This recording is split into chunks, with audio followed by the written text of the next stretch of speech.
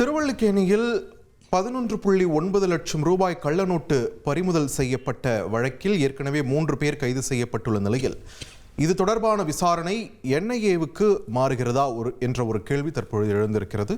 கூடுதல் விவரங்களோடு இணைகிறார் எமது செய்தியாளர் சாலமன். வணக்கம். இந்த விவகாரத்துடைய தற்போதைய அப்டேட் என்ன? விசாரணை NIAவுக்கு மாறுதா? நமக்கு கிடைத்திருக்கக்கூடிய விவரங்கள் என்னென்ன?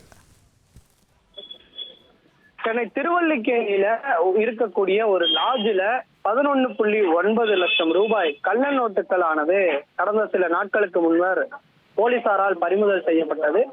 இந்த வழக்குல முன்னதாக 2 நபர்கள் ஷஃபீக் ரஹ்மான் மற்றும் ரவிச்சந்திரன் ஆகிய இருவர் கைது செய்யப்பட்டிருந்த நிலையில இதுல மலேசியாவை சேர்ந்த புவனேஸ்வரி என்பவரும் 3ஆவதாக கைது செய்யப்பட்டார்.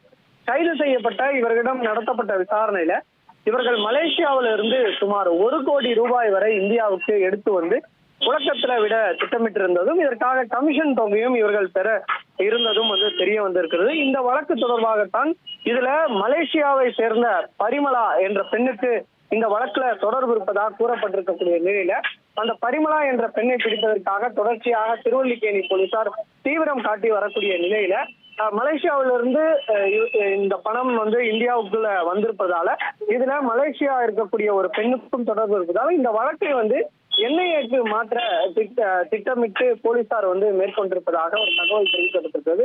குறிப்பாக சென்னை போலீசார் NIAவிடம் ஒரு கோரிக்கையை வைத்திருப்பதாகவும் ஒரு தகவலானது வெளியாகி இருக்கிறது. ஏனென்றால் மலேசியா வரை தொடர்பு இருப்பதால NIA அதிகாரிகள் மலேசியா வரை தொடர்பு இருக்கிறதால அவர்கள் சென்று இது தொடர்பாக விசாரணை மேற்கொள்ளவும் இது ஹவாலா பணமாக இருக்க வாய்ப்பு இருப்பதாக கூறப்படுவதால NIA தனது முதற்கட்ட விசாரணையை மேற்கொண்டு இந்த வழக்கு தொடர்பாக மேற்கொண்டு விசாரிக்க வாய்ப்பு இருக்குது என்பதால இந்த NIAக்கு மாற்ற சென்னை போலீசார் ஒரு திட்டமிட்டிருப்பதாக தகவலானது தெரிவிக்கப்பட்டிருக்கிறது. இருப்பினும் 1 கோடி ரூபாய் வரை கள்ள நோட்டுகள் பறிமுதல் செய்யப்பட்டால் மட்டுமே NIAக்கு மாற்ற தகுதி இருப்பதாக NIA தரப்புல ஒரு தகவலானது தெரிவிக்கப்பட்டிருக்கிறது. இருப்பினும் போலீசார் இந்த வழக்கை தீவிரமாக விசாரணை மேற்கொண்டு வருகின்றனர். இனி செல்லும் இடமெல்லாம் செய்தி. தந்தி டிவியின் வாட்ஸ்அப் சேனலை ஃபாலோ பண்ணினா செல்ல இருக்கும் இடமெல்லாம் செய்தி. இதோ QR கோட் இப்பவே ஸ்கேன் பண்ணுங்க, ஃபாலோ பண்ணுங்க.